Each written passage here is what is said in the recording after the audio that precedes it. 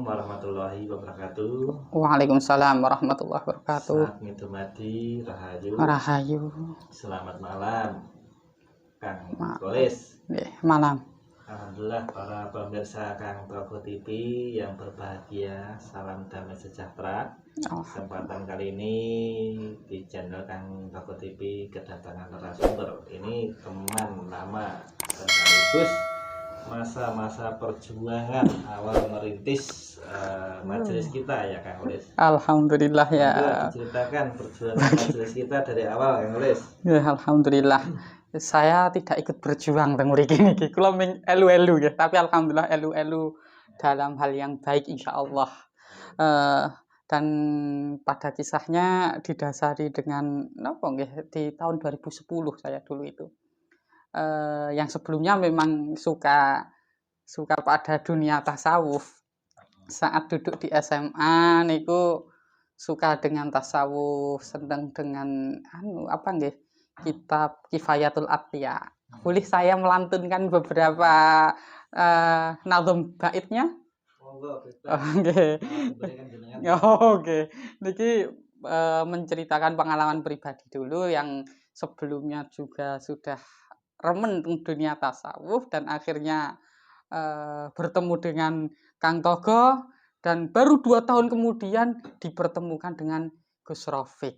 Makaten. Sebelumnya di niki istilahnya digodok lah sebelum disowankan ke Gus Rafiq niku. Nggih. Dan saya dulu suka dengan itu bait-bait tentang tasawuf, salah satunya di Kifayatul Atqiya itu yang dengan bahar tawil itu fasyari'atun kasafinatin wa tariqatun kal bahri summa haqiqatun turun ghola. Nah, itu sehingga di tahun lulus SMA, sebelum lulus SMA almarhum bapak itu sudah sedo. Bapak sendiri kalau dalam dunia tasawufnya beliau ikut pada tarekah juga. Tarekah Qadariyah wa Naqsabandiyah. Ibu juga terjun di dunia tarekah Syadiliyah. Dan alhamdulillah di 2010 saya dipertemukan dengan Kang Togo, yang mana pertemuan pertama itu membuat saya terkejut. Kok bisa kan gitu kan? Di 2010 saya saat itu masih kuliah, terus Kang Togo itu datang ke rumah mencarinya siapa? Mencari bapak saya. Loh, saya kan kaget, kalau bahasa Jawanya kaget. Saya tuh kaget loh. Lah bapak niku pun sedo kan. Loh, Kang Togo nggih tetep kekeh dengan lho kula wawi panggih teng daerah, katakanlah daerah Mireng, Mireng saat itu. Nggih. Tapi ini real ngaten. Lah kula nggih kaget plegongan lho. Kula kan mriki nggen lho. Kula nggih dari situlah saya saestu bapak niku lho. Lah wau kula nggih debat sebentar niku kalih Kang Togo. Kula wau ketemu kan mriki. Padahal bapak 2005 sudah sedo lho. Terus akhirnya alhamdulillah singkat cerita diajak ngaji, saat itu ngaji di Klaten juga. Ngaji bersama Kang Togo itu kitab Hikam. Nah, kitab Hikam saat itu setiap malam Senin dan apa nggih 2 minggu sekali. Baru selang 2 tahun niku di tahun 2012 kula niku nembe diajak Kang Togo sowan ke Gus Rafiq. Nah, ngoten. Disitulah di 2012 itu pertama kali saya bertemu dengan Gus Rafiq di kajian beliau, yang saat itu saat sebelum ke Gus Rafiq itu juga saya ikut perjuangan Kang Togo itu di sini ya masih berapa ya, kalau teman-teman ngaji jamaahnya masih sedikit lah. Kita ngaji bersama Kiai Marsam ya. Nggih, Kiai Marsam. Allahumma ighfir lahu warhamhu. Almarhum Kiai Marsam nggih. Setelah itu di Jogja di Jogja 2012 saya juga masih kuliah juga saat itu. Saya langsung wah ini cocok. Nah, masih ingat saya apa yang disampaikan beliau saat itu. Yang membuat saya langsung cocok itu ini menyampaikan tentang sesuatu yang sesuatu yang mati dalam arti tidak hidup, benda mati, itu memberikan manfaat bagi kita atau bagi makhluk hidup dan begitu sebaliknya. Sebagai seorang manusia yang saat ini hidup harus memberikan manfaat bagi benda-benda yang mati atau makhluk mati tadi. Ada unsur air, tanah, api, dan juga angin itu dijelaskan secara apa ya, secara ini tadi, secara sempurna, secara ilmu kesampurnan lah. Dan disitulah saya langsung cocok Tuhan langsung. Kalau kita bahas pertemuan saya dengan almarhum bapaknya Kang Ules ini, kalau diterjemahkan oleh logika dan akal, ini mungkin bisa dikatakan sesuatu yang halu, tapi faktanya saya mengalami dengan benar-benar nyata, dengan sadar, dan beliau mengamanahkan untuk Kang Ules ini untuk bergabung dengan kita, ya kan? Ya, di situ. Kalau kita bahas tentang itu ya wawalan, berarti saya itu tidak paham, tapi fakta nyatanya alamat beliau yang ditujukan tuh ketemu, nyatanya saya ketemu dengan Kang itu. Nah, itulah terus dari 2010 ke 2012 itu saya masih digodok dengan Kang Togo niki digodok untuk ngaji istilahnya yang berbau pesantren lah.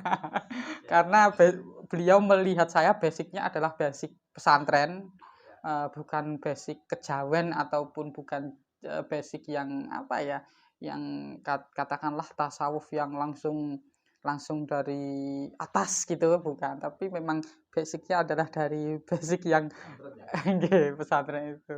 Dulu Kang Oles ini gabung dengan saya itu waktu itu masih kuliah ya Kang ya? Masih kuliah. Sekarang alhamdulillah beliau sudah menjadi dosen, sekarang sudah mengajar di salah satu universitas. Alhamdulillah. Apa namanya Kang?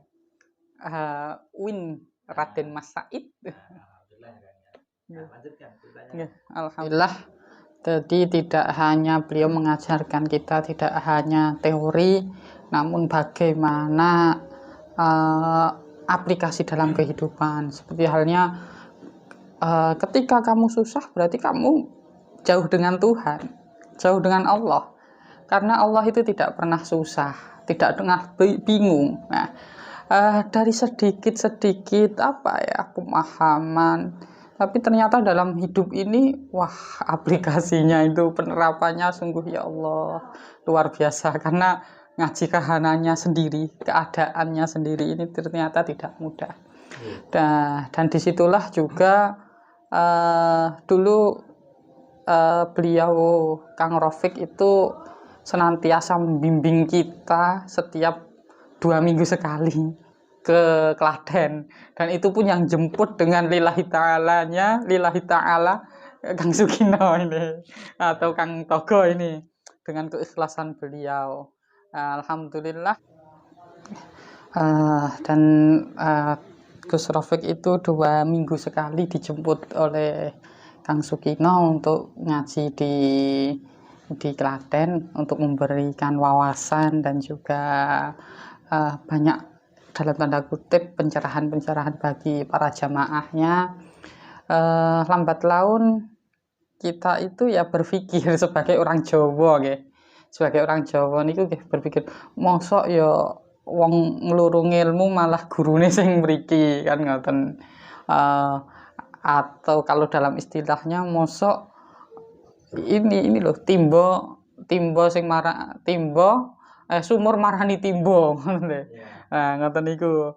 Akhirnya kita itu nggih menyampaikan, kita rembukan, dan dulu alhamdulillah dikoordinasi oleh Kang Togo ini. Akhirnya selang beberapa waktu kita alhamdulillah ngajinya di Jogja. Walaupun sekarang juga ngaji di Klaten. Jadi ya di Jogja ya Klaten, untuk kita ngaji ke Gus Rafiq itu di Jogja. Karena dulu ngapunten, dulu itu sempat dijadwal juga siapa yang setiap hari malam Sabtu kalau dulu. Pertamanya kan banyak, dan mohon maaf karena kita ngajinya itu bukan ngaji untuk, mohon maaf, untuk dunia. Itu jadinya ya itulah kesederhanaan guru kami. Padepokannya nggih atau tempat ngaji kita tidak seluas seperti halnya majelis-majelis yang lain, sehingga dijatah besok yang berangkat siapa gitu. Dan alhamdulillah beliau, guru kami Gus Rafiq itu sangat sederhana dan sangat welcome, dan juga napa nggih, kalau bersama beliau mohon maaf, jangan bicara masalah dunia. Tuh, itu di situ itu. Bahkan dulu beliau berpesan, kalau beliau pribadi saya haram untuk minta dunia. Dan itu menjadi pegangan, dan ngaji di awal yang paling saya ingat, dan itu membuat saya apa ya, semoga bisa setia terus, ini membuat saya setia, itu pesan beliau pertama kali saat mengisi ngaji dulu.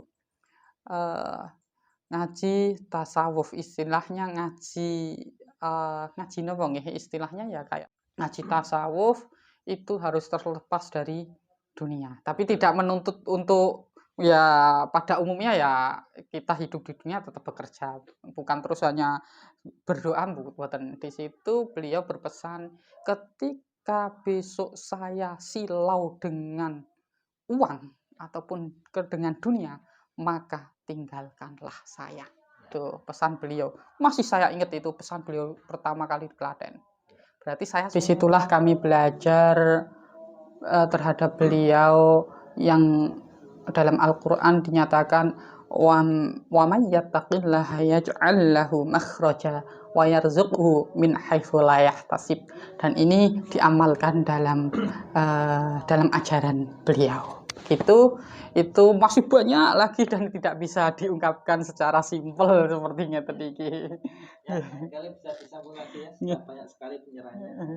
Terima kasih waktunya telah datang di channel Kang Bako TV. Begitu lur, terima kasih. Salam bahagia. Assalamualaikum warahmatullahi wabarakatuh. Waalaikumsalam warahmatullahi wabarakatuh. Rahmat.